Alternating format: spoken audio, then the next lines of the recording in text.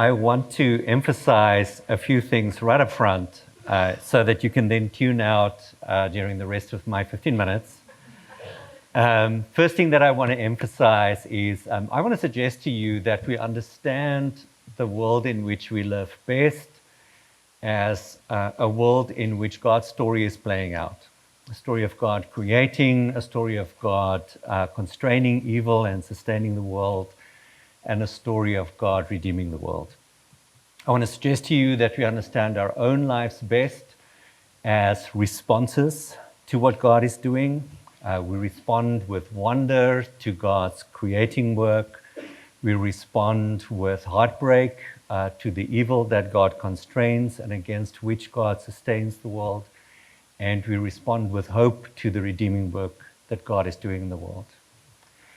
I want to suggest to you that art is best understood as an imaginative intensification of our attention to the world as it is. And I want to suggest to you that the Psalms are for us a model, they're paradigmatic for what it looks like when art responds to what God is busy doing in the world. So that's the broad framework of what I want to say to you, and you can now start thinking about other things. To start with an example of what I think art does, I want to share with you a poem from one of my favorite poets. It's not a really well-known poet. The poet's name is Jack Gilbert.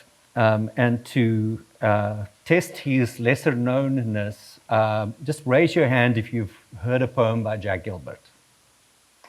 A lesser known poet. So this is a poem that does for me what I think art does for us. And the poem is called A Brief for the Defense. It's not on the handout. Sorrow everywhere. Slaughter everywhere. If babies are not starving someplace, they are starving somewhere else, with flies in their nostrils. But we enjoy our lives because that is what God wants. Otherwise, the mornings before summer dawn would not be made so fine. The Bengal tiger would not be fashioned so miraculously well. The poor women at the fountain are laughing together between the suffering they have known and the awfulness in their future, smiling and laughing, while somebody in the village is very sick. There is laughter every day in the terrible streets of Calcutta, and the women laugh in the cages of Bombay. If we deny our happiness, resist our satisfaction, we lessen the importance of their deprivation. We must risk delight. We can do without pleasure, but not delight, not enjoyment. We must have the stubbornness to accept our gladness in the ruthless furnace of this world. To make injustice the only measure of our attention is to praise the devil. If the locomotive of the Lord mows us down, we should give thanks that the end had magnitude. We must admit there will be music despite everything. We stand at the prow again of a small ship anchored late at night in the tiny port looking over to the sleeping island. The waterfront is 3 shuttered cafes and 1 naked light burning. To hear the faint sound of oars in the silence as a rowboat comes slowly out and then goes back is truly worth all the years of sorrow that are to come. So Jack Gilbert is melodramatic. But his melodrama serves to intensify for us our awareness of both the glory and the horror of the world as it is. What art does for us, I think, is it first of all opens our eyes to the world as it is. Secondly, it gives us permission to see and hear and say the world as it is. And then perhaps again, it provides for us models of what it might be like to respond to the world as it is. And I think the Psalms do that also as artworks. John Goldingay is a professor at Fuller University, seminary, right? Fuller Seminary. And somewhere he says something like this: the Psalms give us 150 examples of what we can say to God. It was such a surprise for me as a young believer to discover in the Psalms the range of things that we can say to God. An extraordinary range of possible things that can be said to God. I think that the Psalms are more than that. They're not just a paradigm for what we can say to God in prayer, but in a way they're paradigmatic for how we can respond to God with all of our lives. The honesty of who we are and with honesty to the world as it is. I think that the Psalms sometimes give us words with which to say the things to God that we need to say. And I also think there are models for us for our own expressing of what this might look like. So I think that you find wonderfully in the Psalms these three big moves. The moves that I mentioned at the beginning of my talk. We live in a world that God has created and is creating, and we respond to God's creating work with wonder. And so there are these magnificent poems among the Psalms that express that wonder in response to the creative work that God has done and is doing. We suffer grievous sorrow and rage, heartbreak in God's world. And the Psalms show us ways in which to express those experiences also. If this were a different conference, I would spend a lot of time in Psalms like Psalm 51 or 88 or 137, the worst of the Psalms, because of what they give us permission to say and what they help us say. And then there are these Psalms that exalt in the hope that we experience because of the redemption that God is working for us.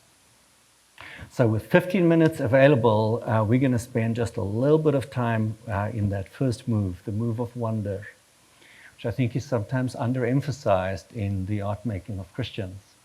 And we are going to do that by praying together, Psalm 19. So I have two people who are going to help me do that, and we are all going to share in doing this.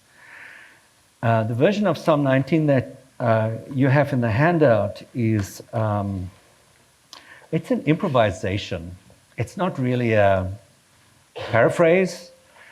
Jim Cotter is an Anglican priest in Wales, and he has made this magnificent set of improvisations on the 150 Psalms, and this is an improvisation on Psalm 19.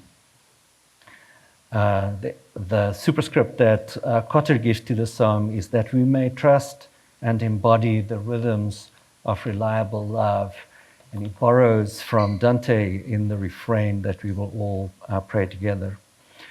So I'm the first reader. I'm not. You're the first reader. I'm the third reader, right? Yeah. And when it comes to all, let's all pray that together. The stars in the heavens chant the glory of God, pulsing their praise across the eons of space.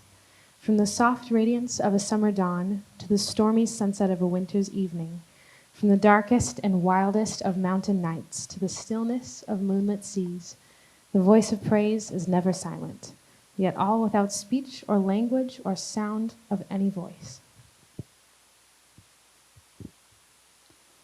So too with the mighty sun, come forth as a bridegroom from his tent, rejoicing at his wedding day, exulting in youthful splendor and beauty. He climbs the sky from the eastern horizon. He declines to the west at the end of the day, and nothing can escape the fire of his presence. Galaxies beyond, take up the cry. Suns ever more brilliant and huge. Arcturus 20 times the size of Earth's sun, Betelgeuse 700 times, Aldebaran millions of miles in diameter, the Andromeda galaxy thousands upon thousands of light years away, all proclaim the glory of God. The law of God is perfect, refreshing the soul. The words of God are sure and give wisdom to the simple. The justice of God is righteous and rejoices the heart. The commandment of God is pure and gives light to the eyes. The awe of God is clean and endures forever. The judgments of God are true and just in every way. Praise to the love that moves the stars and stirs in the depths of our hearts. The wisdom of God, more to be desired than gold, sweeter than syrup and honey from the comb. And by wisdom is your servant taught. In living by wisdom, there is great reward. But who can tell how often I go wrong? Cleanse me from my secret faults. Keep your servant from pride and conceit, lest they get dominion over me. So may I stand in your presence, innocent of great offense. Let the meditation of my heart be always acceptable in your sight, O God, my strength and my Redeemer. May our lives on this earth reflect the wonder in all your creation, in the glory of the risen Christ. Praise to the love that moves the stars and stirs in the depths of our hearts. Amen. One of the retired professors at my school, the Institute for Christian Strauss, Calvin Searfeld, long decades ago wrote a book that I think artists should read. It's called Rainbows for the Fallen World. And in the introduction to that book, he does a kind of an exposition of Psalm 19. And one of the things he says about Psalm 19 is that Psalm 19 opens our eyes to the reality that all of creation is a burning bush. Now, you'll remember the story of Exodus, I think around Exodus 3. Moses is out in the wilderness, and God appears to Moses in a burning bush. Cal says that that burning bush is God's creation, alerting to us to the fact that here God is present and all of creation responds to God. I don't know if any of you know the Hillsong song, So Will I, or 100 Billion Times. Similarly, a kind of a paraphrase or a response of wonder to God's creation that says this. All of creation is all the time worshiping God. And a poem like Psalm 19 is like this burning bush, alerting us to the reality that God is ever present and all of creation is ever worshiping God. And so much of our art can be art of wonder. An example that I particularly like is from a simple and perhaps slightly sentimental poem by Mary Oliver. Mysteries, yes, by Mary Oliver. Truly, we live with mysteries too marvelous to be understood. How grass can be nourishing in the mouths of lambs. How rivers and stones are forever in allegiance with gravity, while we ourselves dream of rising. How two hands touch, and the bonds will never be broken. How people come, from delight or the scars of damage, to the comfort of a poem. Let me keep my distance always from those who think they have the answers. Let me keep company always with those who say, look, and laugh in astonishment and bow their heads. Thank you. So to conclude, Ambrose, a leader of the church in Milan in maybe the 4th century, said one of my favorite things about the Psalms, suggesting that the Psalms are like a gymnasium. So maybe you go to the gym. Some years I do, some years I don't. And when I go to the gym, I do things that are unlike what I do in any given day, but that in a way prepares me for what I need to do on days, sometimes prepare me for things that happen rarely. And so similarly, when I pray through the Psalms as I do, my spirituality is kind of like a slacker Benedictine spirituality. So instead of praying through the Psalms every week, I pray through them kind of like every 15 months or so with gaps. So my name is Gideon. I forget to pray. But as I discipline myself, disciple myself in this gymnasium of the soul, I find myself praying things that I don't need to pray on a given day. I mean, there's not a lot of days that I need to ask God to, I don't know, have somebody murder babies, Psalm 137. But I become prepared, praying in solidarity with people around the world who on that day may need to be praying that psalm, and also preparing myself for those moments in which I might need to be able to say those things. And so the Psalms for me, as an ordinary Christian, I am not an artist like you are a place where I learn how to be fully responsive to God with the fullness of myself, in full response to the world as it really is.